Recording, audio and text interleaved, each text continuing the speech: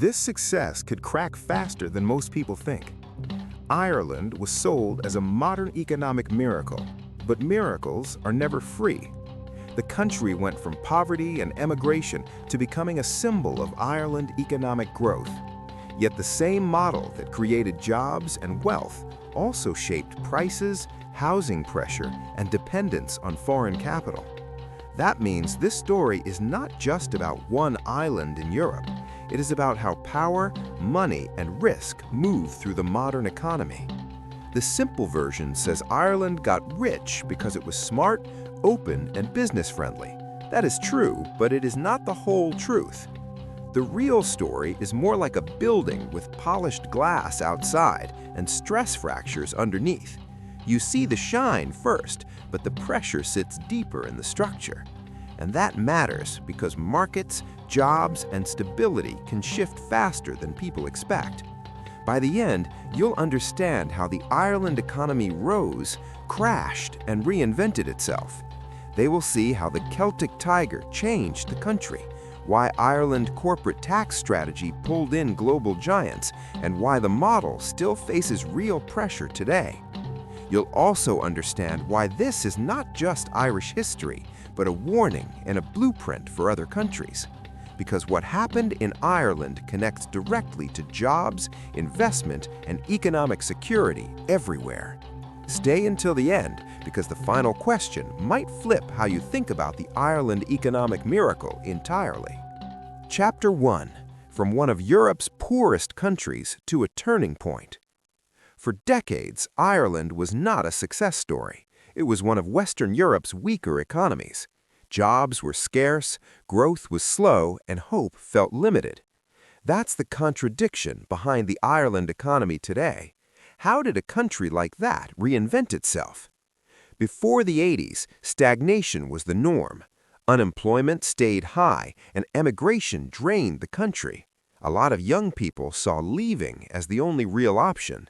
Think of it like a team losing its best players every season. This is where the story gets bigger than Ireland. When an economy stalls, people feel it in wages and prices. It affects confidence, investment, and political stability. That makes the later Irish economic transformation even more shocking. But the path out of decline would create new risks later. Chapter 2. The Celtic Tiger, Ireland's Economic Explosion. Ireland didn't just improve in the 1990s, it exploded into one of the fastest-growing economies on Earth. That period became known as the Celtic Tiger for a reason. A country once tied to emigration suddenly attracted capital and jobs. So what changed inside the Ireland economy so fast? The answer was not luck alone. Ireland combined EU market access, foreign investment, and skilled labor. Its educated, English-speaking workforce became a huge advantage for global firms. Think of it like a small airport becoming a major international hub overnight.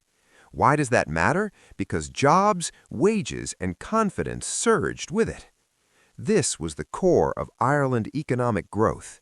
The Ireland economic miracle made the country look unstoppable. For regular people, that meant more work, more spending, and rising living standards. For markets, it signaled that a small country could punch far above its size. But when growth moves that fast, the line between boom and bubble gets thin. Chapter 3. The Corporate Tax Strategy That Attracted Global Giants. Ireland didn't become a global business magnet by chance. It made a calculated bet on tax, talent, and access to Europe. The headline number was the 12.5% corporate tax rate for trading income. That became central to Ireland's corporate tax strategy. Why should you care? Because tax rules can move jobs. And the numbers were massive. Foreign-owned multinationals were just 3.2% of firms in 2022, yet they generated 71.4% of turnover and 70.1% of gross value added. Think of it like a few stores making most of a mall's money. That changes jobs, wages, rents, and local business confidence fast. But this model came with a catch. Ireland's GDP growth numbers were inflated by multinational activity, So the boom was real, but part of the picture looked bigger than daily life. That means more jobs, but also more dependence on foreign giants. And that dependence becomes dangerous when the boom turns into a panic. Chapter 4. The 2008 Financial Crisis and Ireland's Collapse. Then the miracle slammed into a wall. Ireland's boom was heavily tied to property and easy credit. When the housing bubble burst, banks were left exposed fast. The country that looked unstoppable suddenly looked fragile. So what happens when growth was built on borrowed air? The fallout was brutal. Ireland entered a EU IMF program in 2010 worth €67.5 billion. Government support for the banking system reached around 40% of GDP. Think of it like a family discovering the house looked rich, but the mortgage was crushing them. That hit jobs, confidence, public spending, and the country's sense of security. And that's what this collapse was so important. The Ireland economy did not rise in a straight line. It crashed, got rescued, and paid for it through recession and austerity. For you, that means every boom carries hidden risks when banks and housing overeat. But Ireland's next move would show whether this was the end or a reset. Chapter 5. Ireland Today, Europe's Tech and Innovation Hub. Ireland didn't just recover after the crash, it repositioned itself as one of Europe's most important business platforms. Today, the country is deeply tied to tech, pharma, and international finance. That is why the Ireland Tech Hub story still matters right now, because jobs, markets, and investment flows still run through this model. The numbers show how powerful that model became. IDA Ireland says client companies employed 312,400 people in 2025. Ireland also supports over 1,800 IDA client companies across the economy. And in 2025, medical and pharmaceutical products reached $138.6 billion, or 53.2% of total goods exports. Think of it like a small island plugged into the command center of global business. But here's the real question. Is this sustainable?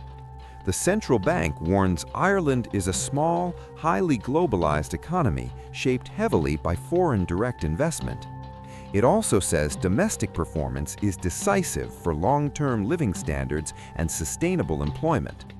That means Ireland is rich, but also exposed to shocks in taxes, trade, and global demand.